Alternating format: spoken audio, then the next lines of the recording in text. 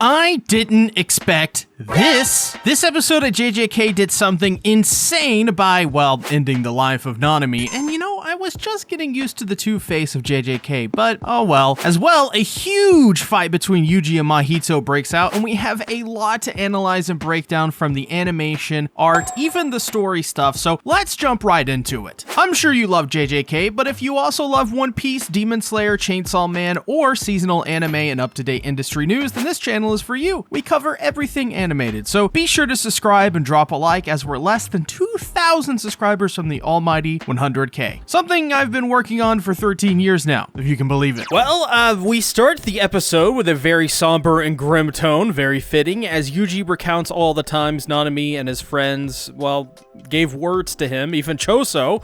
He's basically severely traumatized over the events of the last episode, and I think a great artistic way they portrayed this was the buzzing of the train station, because it gives the sense all is not right with Yuji's head right now, that there is a bunch of noise going through his head, and his thoughts are clouded with promises and condemnations of his past, all playing repeat over and over. However, after the opening, we see Nanami on a beach enjoying the sunlight, holding his jacket in his right hand, wiping the sweat from his neck with his tie. But in reality, Nanami is delirious and essentially in another state of mind, you know. And sadly, you know that from this moment, Nanami is dead. He passes Mahito, who is playfully sitting in a phone booth, by the way, as he simply gazes at him until Nanami comes upon a head of a transfigured human and remembers his time in Malaysia. And I love this segment because he wants to recount all of these memories in this moment and simply die in peace, but he can't allow himself to do that. I love this because it shows that Nanami realizes that despite his state of mind and his state of body, he has to continue fighting the transfigured and make sure that Maki and now Bito are alive and safe, or at least confirm their statuses, because, well, Gojo is sealed. All the while, we had this beautiful piano play out as the switches back and forth between Nanami's dream of Malaysia and the brutality that he's suffering. Nanami simply just isn't there right now. He's in another world, and it's not until he is hit in the face that he awakens in rage and comes to his senses somewhat. And this just, I mean, honestly, for me, personally speaking, this was hard to watch because the piano really makes this scene, well, you know, it just makes me want to cry because it's so well done and produced, and we all love Nanami, right? And it's even crazier because even with the artists being treated the way they are, it's so good. I mean, it's insane that they're able to produce such quality. Especially when Yuji runs down to see Mahito touching Nanami's back, and you know, at this point, it's Jover. Or I guess you could say, it's Gojover. All he can do at this point is think about Nobara, and this means a lot to him because he once ran away from all of this, but he came back because, you know, he had to do it. And even then, he's recounting all these feelings he has, and he feels that he can't say such things. So he calls out to Yuji and says that he'll leave this place and rest as he transfigures, and his top half completely eviscerates by Mahito. Only his legs are left. Seeing this, Yuji screams, and Mahito does as well with some amazing voice acting, by the way. These two are such great VAs.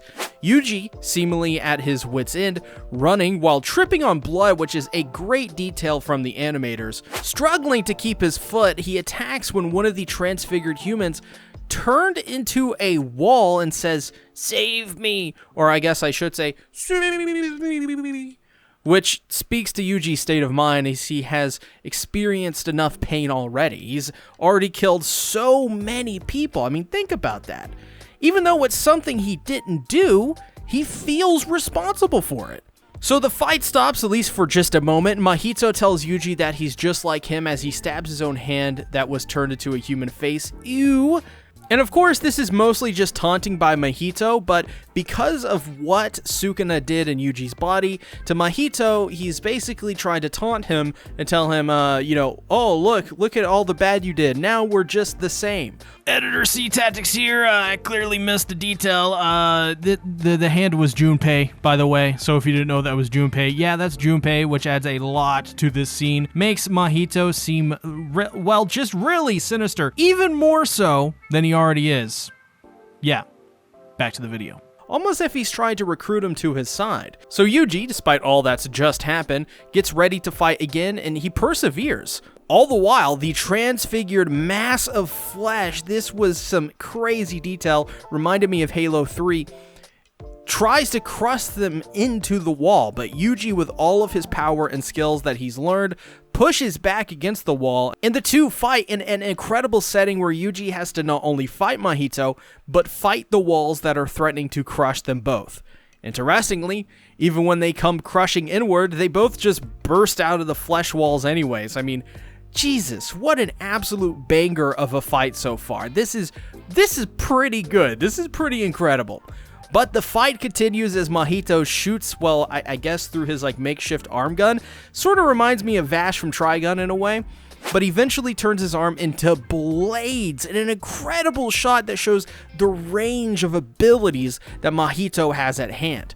But things get really crazy when the fight continues in an elevator of all places, as Itadori tricks Mahito and fights him hand to hand, landing some incredible punches that you can see and clearly just feel the force of. And when Mahito escapes and fires another transfigured bullet at him, Yuji, in a great moment, simply punches the bullet away as Mahito continues to use devastating attacks that Yuji just continues to counter again and again, seemingly with ease.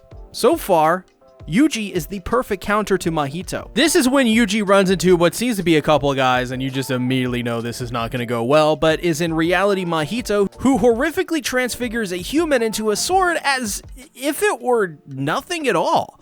This is when we get a flashback where Dagon swallows a crowd of humans in Shibuya as Mahito is cheering on, showing that Mahito is purely evil.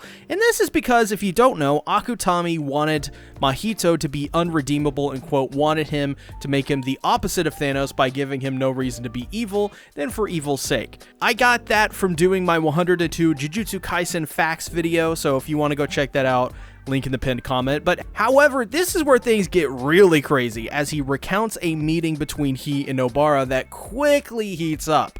Nobara, gotta say, you guys, fucking awesome with some great still art. I mean, this is probably some of the best art that I've seen for Nobara probably since season 1, but she quickly launches her attack and drop kicks 2 nails into Mahito's head through a sign. So Mahito, realizing that Nobara is close to Yuji, he feels that he needs to show him Nobara's corpse, which I just gotta say, no, you are not allowed, good sir. You cannot do anything to Nobara. She is too precious for this world. But as he's saying this, we get this beautiful shot, both, because Nobara is, pretty beautiful, but not because of that, because of the actual art itself. I mean, the face looks so photorealistic while also, not because it's anime. I mean, you can see her tear ducts pretty clearly, the definition of her face. I could realistically see that face existing in this world, and so we got to give it up to the animators and the artists working on this, because they absolutely deserve the credit that they need to get, at least just for this shot, But I mean, I gotta say, this episode was absolutely phenomenal in almost every way. I believe that Nanami's death was one of absolute brilliant execution because it played upon Haibara's death, which, as we know, his death is one that has affected much of the Jujutsu sorcerers. It affected Gojo, which made him isolate himself and made him feel like he had to become stronger. It affected Geto, who became a monster, committing to genocide. It affected Shoko to the point where she looks like the Walking Dead and doesn't really take care of herself. Now we see how it affected Nanami, because, and if you'll remember, he was in the infirmary with Shoko and witnessed his death. So this is a good payoff to that character, and another example that Haibara was actually one of the key moments in Jujutsu Sorcery, and as well this entire series, that set off a chain reaction of sorts that led us to this moment. I mean, think about that. That's incredible, is it not? As well, I'm just super hyped to see Nobara's fight with Mahito. I feel up until now we've gotten so little of her, and all I want to see is her beat up people and basically just fucking brawl, And as well, what little we have seen of her this season, it was kind of underwhelming with her going down pretty much immediately to Haruta, which should be a crime, by the way. I hate Haruta. So, very excited for the next episode, as it will indeed show that fight. But let me know what you thought about the episode in the comments below. As well, subscribe and drop a like on the video. I've got a video coming up about all of the behind the scenes drama going on at MAPPA that you don't want to miss, especially if you're listening to this right now and you don't know about the horrible conditions at the studio currently. I just want to say, wow, the support from you guys on these last Jujutsu Kaisen videos is absolutely mental. 50,000 views on the last video and 384 new subscribers. That's immense. I don't know what to say. I sort of upload these videos and expect around 5,000 at max, so the fact you guys watch this content, you subscribe, and then you keep coming back is really incredible. It's just absolutely humbling. It's also crazy because I'm less than 2,000 subs away from 100k as well. I thought after AOT's final episode, the channel would be dead, but you guys aren't letting it happen. At least not just yet. So if you're new, check out my most recent videos on the previous episodes of Jujutsu Kaisen in the pinned comment below, as well as subscribe. Help us reach 100,000 subscribers. Financially support the channel by becoming a patron, where you'll gain access to my mega One Piece arc reviews and first impressions. Thanks for watching, you guys. Bye-bye.